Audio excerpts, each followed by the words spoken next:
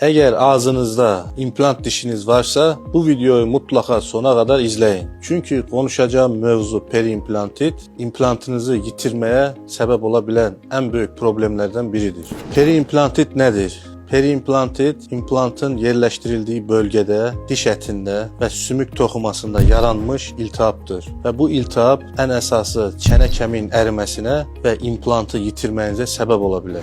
Eğer implant etrafında kızartı, koku, kanama varsa bu periimplantit olabilir. Periimplantit olmasına esas sebepler nedir? İmplantın çene kemiğine düzgün yerleştirilmemesi, implant üstü dişlerin düzgün hazırlanmaması, aşırı fazla sigara kullanmak, diyabet ve diğer sistemik hastalıklar ve en esası ağız gigiyenasının zayıf olmasıdır.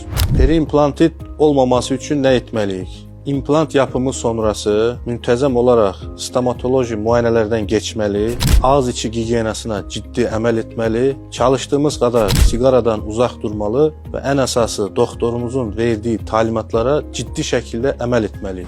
Unutmayın, periimplantit müalicə olunmazsa implantınızı yitirmeye sebep olabilir. Lakin erken diagnoz ve düzgün müdaxilə ilə implantınızı korumak mümkündür. Ben sizin stomatologunuz Doktor Mesut Murat.